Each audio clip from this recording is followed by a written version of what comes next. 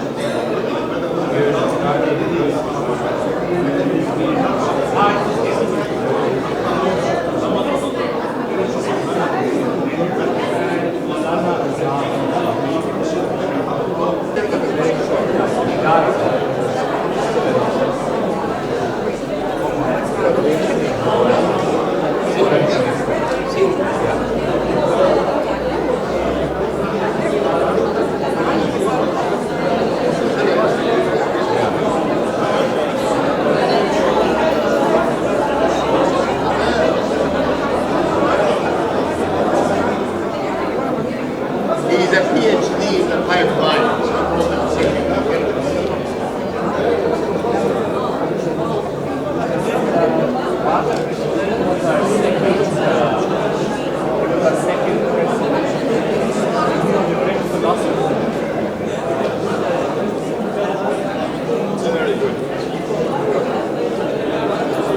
He had also been an ambassador.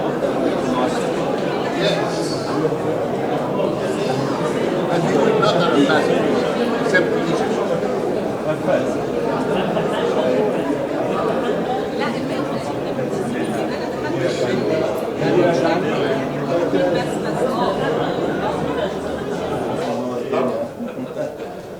لا أحد يحل محل المحافظ. لا بالمكان وما كنتش بنحل محل والمكان.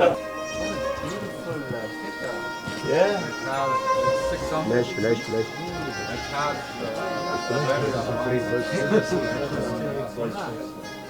The students are very fortunate to have a facility like this. They are very fortunate to have me president. That's what makes it possible. We're all fortunate to have you. So we go up. Please be seated, everybody. اتفضلوا بليسوا.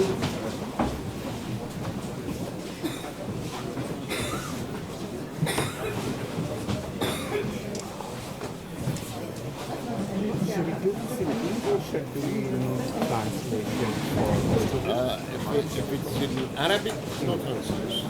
Yeah. So speak in Arabic. I wish I could, as I said. You have an interpreter? We do. Where is he? Okay. السلام عليكم ورحمة الله وبركاته. نسعد الآن ونسعد هذا اليوم ونسعد هذا العام إن احنا يبقى معانا سفير دولة الهند، والهند بالنسبة لنا دولة مش صديقة، دي دولة شقيقة، لأن الهند حاربت معنا الاستعمار القديم. استقلت الهند وبقى لها أول رئيس جمهورية عام 1950، وكان بعدها بسنتين بس الرئيس عبد الناصر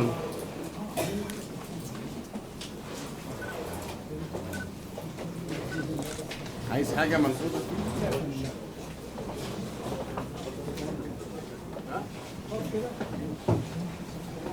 بعدها بسنتين الرئيس عبد الناصر قام بالثورة هو ونجيب، وبقى بعد كده رئيس جمهورية. الرئيس عبد الناصر قاد حركة عدم الانحياز بين المعسكرين الروسي والأمريكي، وقال الدول اللي زينا كده وزي الهند وزي يوغوسلافيا دي ما لا ناقة لها ولا جمل في هذا الصراع بين المعسكرين الكبار. احنا هنقود حركة عدم الانحياز. استجاب له اتنين، الرئيس تيتو رئيس يوغوسلافيا، والرئيس او رئيس الوزراء الهندي جواهر لال نهرو. ولذلك التريو ده الثلاثي ده قاد حركة عدم الانحياز في العالم لسنوات طويلة، وكانت فعالة جدا إلى حد أن أمريكا أرادت أن تنشئ حلف بغداد على غرار حلف الأطلنطي يضم بعض دول المنطقة لتكون حليفة لأمريكا حلفا عسكريا. استطاع هذا الثلاثي أن يهزم هذا المخطط ولم يقم أو ولد ميتا. يعني هذا المخطط ولد ميتا. أنت مش بتترجم له ليه؟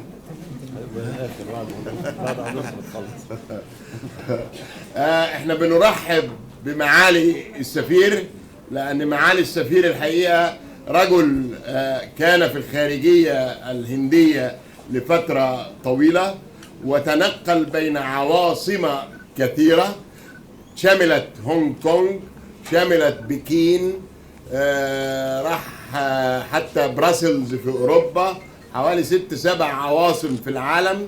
وبعدين أول مرة يبقى سفير جه مصر، وهو بيعتبر دي هدية له إنهم أهدوه هذا الموقع في هذا البلد العريق.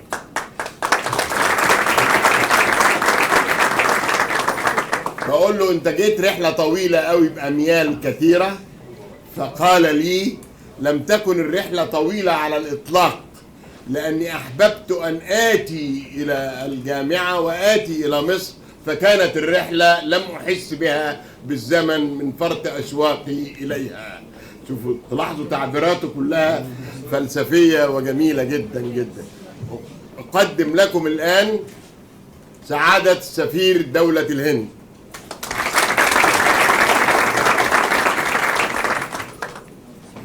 Assalamu alaikum. Namaskar. That's the Indian way to say hello. I'm particularly delighted to be here today, but I must mention 2 reasons why I'm so excited about Beni Suef.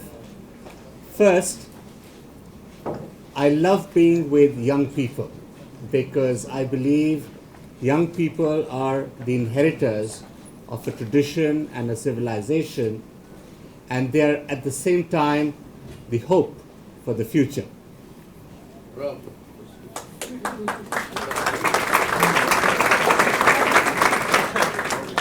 The second reason why I'm excited about being here in Beni Suef, and particularly at Nahda University, is because we have been trying to expand our contacts with various universities and schools, and we've been going out to many universities.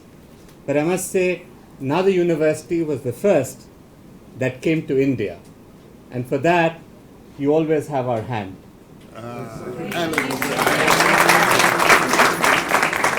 وبيقول إنه بيفكر يزور جامعات كثيرة مصرية، وقد كانت جامعة النهضة أول جامعة أقدم إليها، لأن جامعة النهضة كانت هي الجامعة المصرية الأولى التي مدت يدها للهند وأرادت أن تتعاون معها. أنا مش هترجم تاني بس. طبعا برضه لا انا بس عايز اضيف يمكن الجزئيه دي طبعا هي الجزئيه الهامه. يمكن برضه سعاده سفير بيقول انا كنت مبسوط جدا ان انا جيت محافظه بني سويف. يمكن السبب الاولاني ان انا سعيد جدا وبسعد دايما ان انا اكون في وسط الطلبه والشباب، لان هم بيعتبروا هم ورثه تراث وحضاره عظيمه، الحضاره المصريه، وهم يمثلون المستقبل وهم الامل من اجل مستقبل افضل لمصر.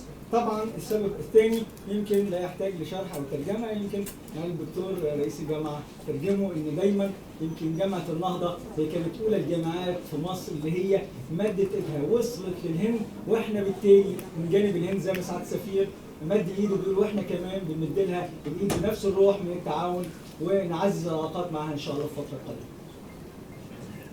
I have a few slides that I want to share with you to tell you a little bit about my country It's a very short presentation and a little bit about where we are on our bilateral relations. I believe as two very important and old countries, it is important for us to know each other much better. You have seen the exhibition downstairs, and the President was mentioning, I think, about the golden age Yes. of India-Egypt relations. And I want to tell you that today we have entered another golden age. So in the 21st century, India and Egypt are set to create what is called the new partnership in the new era. President Sisi and my Prime Minister Modi, have met thrice during the last 1 year. And this just shows how importantly we view this partnership. يمكن دلوقتي هتناول معاكم عرض قصير هقدم لكم من خلاله الهند، وفي نفس الوقت هتحدث من خلاله عن العلاقات الثنائيه بين مصر والهند. زي ما احنا عارفين ان مصر والهند من الدول صاحبه الحضارات العريقه والقديمه، ويمكن بالاحرى ان احنا لابد ان نتعرف على بعضنا البعض سواء في السياق القديم او السياق الحديث. يمكن كنا بنشاهد تحت المعرض اللي تم افتتاحه عن العلاقات الهنديه المصريه، ويمكن زي ما سعاده رئيس الجامعه اشار ان دي او هذا المعرض بيرصد العصر الذهبي للعلاقات الهنديه المصريه. يمكن احنا النهارده برضو انا شايف ان احنا بصدد فتره ذهبيه اخرى في اطار العلاقات الهنديه المصريه. يمكن في القرن ال21 نحن بصدد شراكه جديده في العصر الحديث. يمكن على مدار العام على مدار عام ماضي كامل التقى رئيس الوزراء الهندي السيد ناريندرا مودي والرئيس عبد الفتاح السيسي 3 مرات، وده بيعكس قد ايه ان في التزام على دعم هذه العلاقات بين مصر والهند الفتره الحاليه. India is a big country. You can see, it's a very large population. There was a time in the past when we used to think that we have too many people. But once you can provide them with the right skills and the right hope, once you give them the opportunity, they all become strengths. In other words, every brain counts. We're also a very fast-growing economy today, and it's about $2 trillion in real GDP terms. If you look at PPP terms, for those who are doing economics, it's about $6.5 trillion. That would make us today the 4th largest economy globally, but in pure terms, we are currently the 7th largest economy. Today, we are growing at about 7.5%. We have had sustained growth of over 6% for the last 20 odd years. And that has provided us with a rising GDP as well as per capita income. Our political system is something that we are very proud of. We practice democracy, in which we have tried to make institutions matter. So people have faith in the institutions. It's the parliament, the judiciary, the free media. These are the strengths that India carries. And of course, we are a very, very diverse country. Lots of races, lots of ethnicities, languages, food customs, even in terms of tourist sites. You have everything from snow-capped mountains to sandy beaches, forests with tigers and elephants, variety. You name it and you'll find it in India. يمكن دلوقتي احب اتكلم عن الهند. زي ما احنا شايفين ورا اللي قدامنا في العرض، الهند هي دوله كبيره جدا، عدد سكانها عدد ضخم. يمكن احنا كنا في فتره من الفترات فكرنا ازاي نتعامل مع هذا العدد الضخم من السكان. يمكن انا شايف ان من خلال صقل المهارات وخلق الامل واتاحه مزيد من الفرص، اعتقد ان العدد الكبير من السكان يتحول الى نقطه ايجابيه ونقطه قويه تتميز بها الدوله، وهذا ما قمنا به في الهند. لو بصينا على الاقتصاد الهندي نجد ان حجم الاقتصاد الهندي 2 تريليون دولار من حيث اجمالي الناتج المحلي. اما بالنسبه للمهتمين بالاقتصاد ان الاقتصاد الهندي من حيث القوه الشرائيه هو 6.5 مليار دولار. يمكن الاقتصاد الهندي من اسرع الاقتصادات نموا في العالم، وتحديدا هو سابع اسرع اقتصاد نموا في العالم.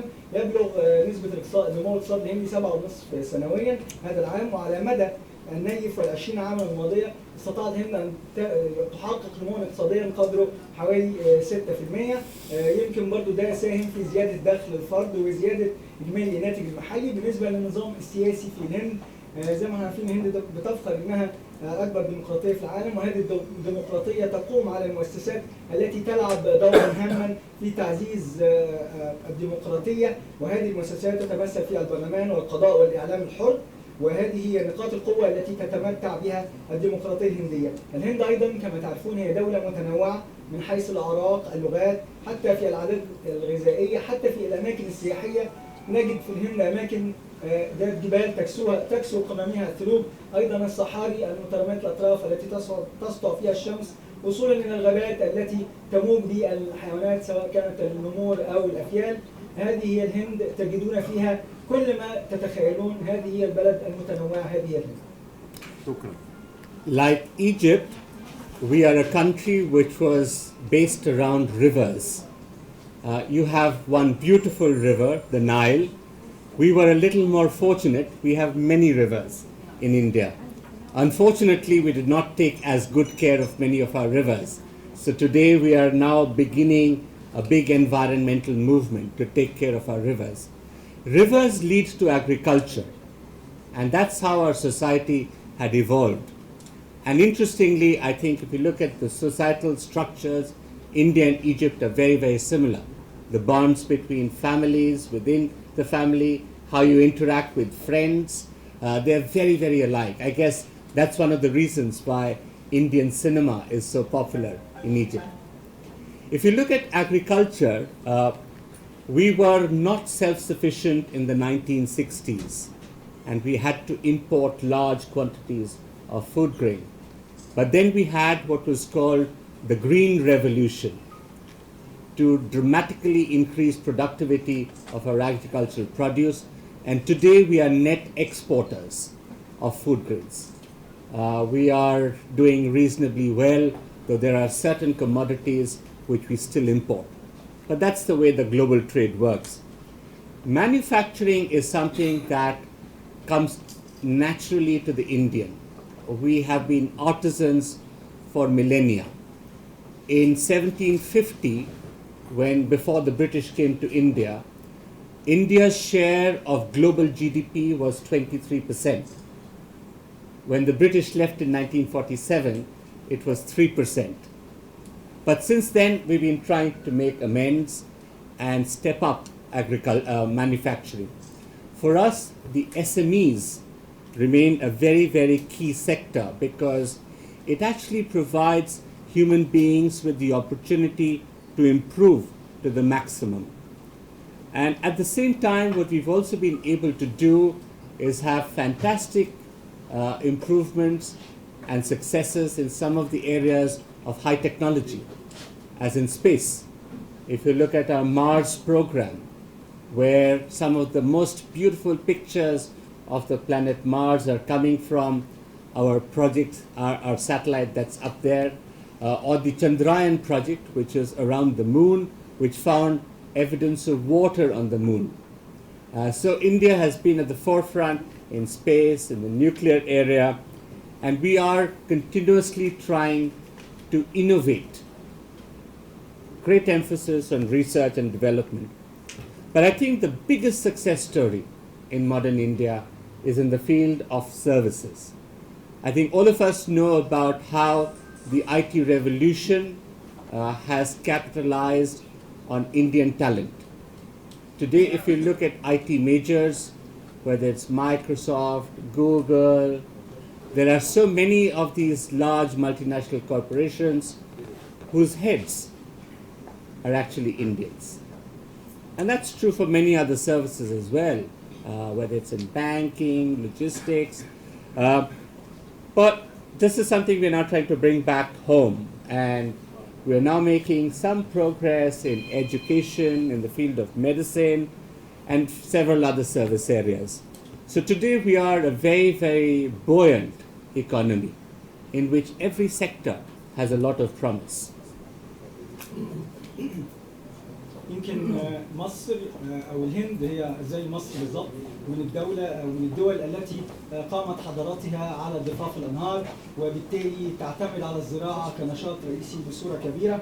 يمكن الهند كانت اكثر حظا من مصر لانها لديها اكثر من نهر واحد، هنا في مصر نهر النيل فقط، الهند هناك العديد من الانهار، ولكن الهند لا تحافظ على هذه الانهار، وربما هذا هو السبب اننا قد بدانا حركه بيئيه للحفاظ على الانهار في الهند.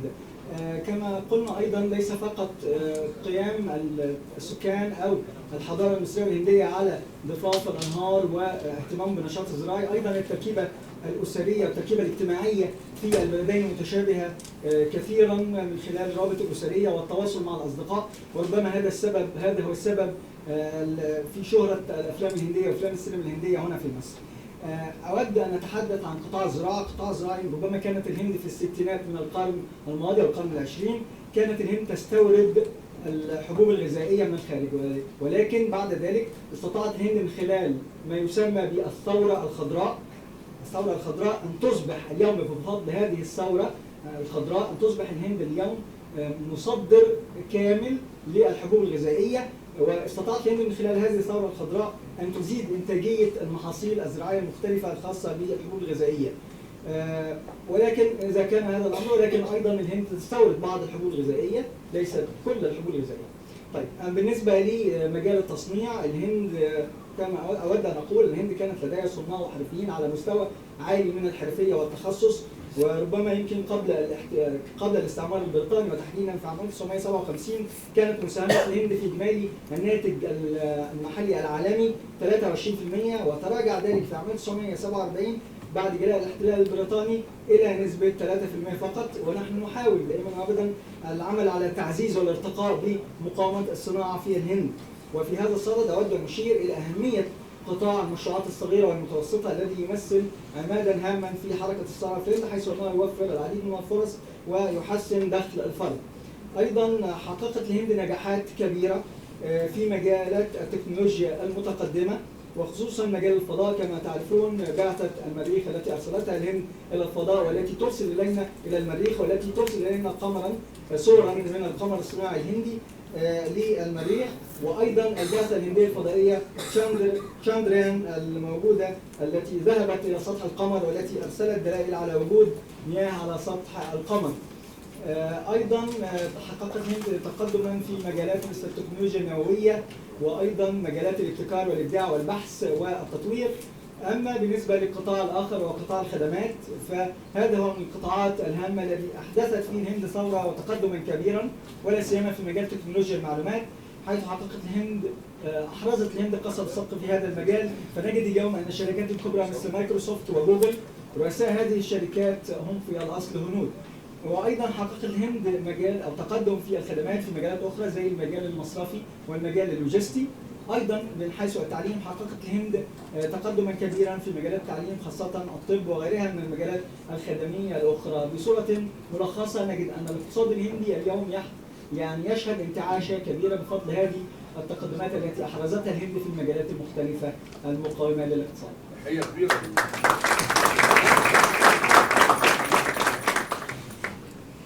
Let me talk about 5 sectors in India which are making remarkable progress. The first is IT. I think this story is pretty well known. But it's important to see that the size of the economy today in India is $130 billion. It's a huge one. And this is one of the fastest growing within the country. Renewable energy is something that is being placed much greater emphasis on in these days, and we are trying to change the energy mix that we have, because for a very large part of the time we were reliant on thermal energy. We had some hydro-based energy, but we are switching dramatically to renewables, wind, solar, nuclear. So these will be the energy sources for the future. The automotive sector is something that is developing at a dramatic pace. We are today the 6th largest automobile producer globally, and we are poised to become the 3rd in another 5 years' time. This is something that is going to provide huge job opportunities across the country and also provide a huge benefit in terms of SMEs, because it's not just the car or the truck that you make, but all the components that go into manufacturing. Each car has about 25,000 components, and that means that many factories have to be set up and that many more jobs that are created. Pharmaceuticals is a huge story in India because as a big country, we have very serious health concerns, and pharma was something that was largely dominated by large transnational corporations. We realized that in order to take care of the health requirements of our country, we needed cheap and reliable. So affordable and reliable are the key words when we process pharmaceutical industry. And this is today growing at a very, very rapid pace. The fifth sector that I want to talk about, which is making great headway, is the field of education. Our education policy has two mottos. The first is universality, and the second is excellence. Universality because as a large country, we still have not reached 100% literacy. That remains a challenge for us. It's tough just to keep the children in school, but we have various programs through which we reach out to the children. There was a time about 30 years ago when we used to provide a free meal to the children just to keep them back in school so that they would not drop out. But over time, that has become less important. We are now doing it through school uniforms, free books and bags, through better curriculum so that they can move ahead and go to the higher classes. And what we are doing today to reach out to some of the outlying areas where there are small communities is through distance education of a virtual classroom. And this is very, very interesting because we have a centralized classroom which is based out of Pune in the city, in the state of Maharashtra in Western India, or in Delhi in the capital. And they reach out to several schools across a virtual blackboard. And it's an interactive session, something like the e-learning process that we have at Alexandria University as well. Excellence is something that we try and do particularly in higher education. So in the 19th century, Tata is a very well-known business house in India. The founder of the Tata Industries had established what's called the Indian Institute of Science in Bangalore, which continues to be one of the leading centers for scientific research. C.V. Raman, who was the first outside Europe and America to win a Nobel Prize in the sciences, was a product of the Indian Institute of Science, and he had won it for the prism, as those of you who've done physics would remember. So we have tried to promote excellence in higher education in particular, and we've made significant progress, particularly in computational sciences and mathematics, in information technology, in the engineering sciences, and some of the areas of medicine. We were greatly concerned at a certain point of time about 25 years ago when our best brains would go out to the US or to Europe to study and would not come back. Today that trend has reversed. Many of those people are coming back to India to set up institutions, whether it's a hospital or it's an academic institution or a research institution, coming back home and providing back to the society what they had taken away.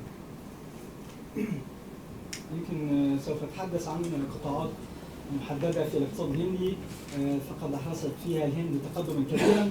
أولى هذه القطاعات هو قطاع تكنولوجيا المعلومات، وربما أنتم على علم بهذه القصة النجاح التي حققتها الهند، ولكن أشير إلى حجم صناعة تكنولوجيا المعلومات في الهند، حيث يبلغ حجم هذه الصناعة 130 مليار دولار، وهو من أكبر القطاعات نموا في الهند.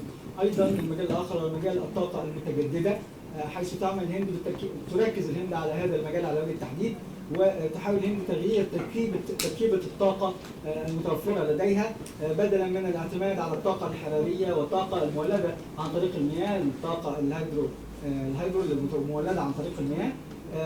تعتمد الهند الآن على تركيبة مختلفة من الطاقة المتجددة المولدة من خلال طاقة الرياح والطاقة الشمسية وأيضا الطاقة النووية، وذلك من أجل المستقبل. أيضا من القطاعات الأخرى التي أود بشير إليها قطاع إنتاج السيارات. الهند هي سادس أكبر منتج للسيارات على مستوى العالم، وخلال 5 سنوات من الآن سوف تصبح في المركز الثالث على مستوى العالم. وأود أن أشير إلى أن هذا القطاع لا يوفر فقط فرص عمل على مستوى صناعة السيارة، ولكن أيضا للصناعات المشروعات الصغيرة والصناعات الصغيرة والمتوسطة، وذلك من خلال الصناعات المغذية لهذه الصناعة الأساسية، حيث أن السيارة تتكون أو تضم حوالي من 20 ل 25 ألف قطعة أو مكون، فده بيخلق العديد من فرص العمل والمصانع الصغيرة للمواطنين الهنود. أيضا القطاع الآخر هو قطاع الصناعات الدوائية. يمكن الهند من الدول اللي هي عدد سكانها كبير، فبالتالي بتحاول الحفاظ على صحة أبنائها من خلال الاهتمام بهذا الجانب. ويمكن الهند بتحاول دائما أبدا أن هي تنتج أدوية بأسعار فيها المتناول ويمكن الاعتماد عليها في تحسين الصحة. القطاع الآخر الذي أود أن أشير إليه هو قطاع التعليم. ويمكن سياسة التعليم في الهند الشعار بتاعها اللي بترفعه بيتكون من نقطتين. النقطة الأولى هي عالمية التعليم أو عالمية الشكل التعليمي اللي بتقدمه الهند، والجزء الثاني هو إن هذا التعليم يكون على مستوى علمي وعالي من الجودة. يمكن احنا الهند لم تصل إلى نسبة 100% على القضاء على الأمية، وهذا تحدي كبير بيواجه الهند. يمكن كانت الهند ايضا بتواجه تحدي في ان هي لا تسمح بعمليه التسريب من التعليم بالنسبه للاطفال في المراحل الابتدائيه. يمكن الهند كانت بتحاول من خلال برامج مختلفه زي البرامج اللي هي تقديم وجبه مجانيه للاطفال في المدارس علشان يفضلوا او يشجعوهم على ان هم يفضلوا في المدارس حتى يتم التسريب. ولكن دلوقتي بدات تطبق الهند يمكن سياسات ثانيه زي مثلا توفير الكتب المدرسيه بالمجان، الشنط وغيرها من الوسائل التشجيعيه للطلاب على الاستمرار والالتحاق بالمدارس. ايضا من الادوات اللي بتعتمد على الهند هو عمليه التعليم عن بعد من خلال تكنولوجيا مثلا زي حجره التدريس الافتراضيه اللي هي بيتم. يعني كان في مدينه في الهند اسمها مدينه بوني في ولايه مهاراشترا موجوده في غرب الهند. يمكن وايضا في دلهي بيتم الاعتماد على تكنولوجيا التعليم عن بعد وتكنولوجيا الحجره الدراسيه الافتراضيه اللي بيتم من خلالها تشجيع الطالب على ان هو يتعلم حتى لو ما دخلش المدرسه بصوره فعليه او ما راحش المدرسه بصوره فعليه. ايضا يمكن الشعار الثاني اللي الهند بتهتم به هو التميز وخاصه في التعليم العالي. يمكن اود ان اشير ان مؤسس شركه او مؤسسه تاتا الصناعيه الكبيره اللي في الهند هو قام بإرساء المعهد الهندي للعلوم في بنجلور. ويمكن سيفي رامن اللي هو أحد أبناء الهند اللي حصلوا على جائزة نوبل في علم الفيزياء كان من خريجي هذا المعهد الذي تم إرساؤه. ده بيشير قد إيه المؤسسات ديت كانت بتطلع نوابغ علمية. وكان سيفي رامن كان أول واحد من خارج أوروبا ومن خارج أمريكا يحصل على جائزة نوبل. يمكن الهند أيضا يعني أحدثت تقدما كبيرا في العلوم المختلفة زي علوم الكمبيوتر، علوم الحاسب الآلي وتكنولوجيا المعلومات والعلوم الهندسية والطب. يمكن كان الحال من 25 سنة متغير. كانت أفضل العقول الهندية في مجال الطب كانت بتهاجر، وأفضل العقول الهندية بصورة عامة كانت بتهاجر لأوروبا علشان بحثا عن فرص العمل، وكانت لا تعود في ظاهرة طبعا عارفينها كلنا اللي هي نزيف العقول. لكن ما كانوش بيرجعوا. لكن دلوقتي احنا شايفين في الفتره الحاليه يمكن الوضعيه تغيرت بصوره كبيره، وبدات هذه العقول الهنديه تعود مره اخرى الى اوطانها وطن الام الهند، وبدات ان هي تساعد في عمليه النهضه في الهند وترسي المراكز المختلفه في المجالات المختلفه وخصوصا مجال الطب.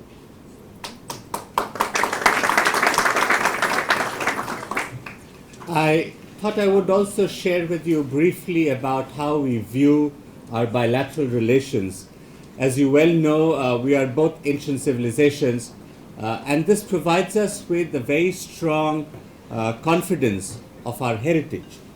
But we don't wish to be held hostage to only the achievements of the past, because there's so much more to do in the future.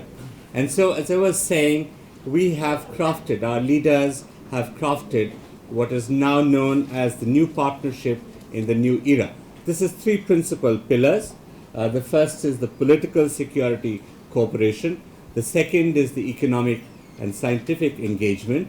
And the third is the cultural and people-to-people exchanges.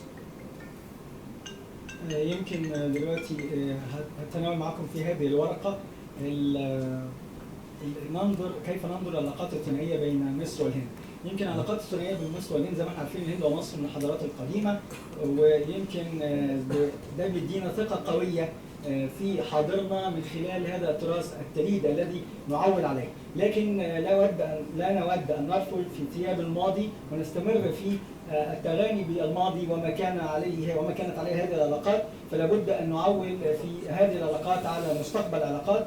وبالتالي وضع زعماء البلدين مصر والهند ما ذكرته منذ قليل هو الشراكة الحديثة في العصر الحديث، والتي تقوم على 3 محاور رئيسية. أولهما التعاون في المجال السياسي والأمني، ثانيهما التعاون في المجال الاقتصادي والعلمي، وثالثهما التعاون في المجال الثقافي والتبادل بين على مستوى شعبي. To give you a feel of how the nuts and bolts of diplomatic work happen, in the political and security field, it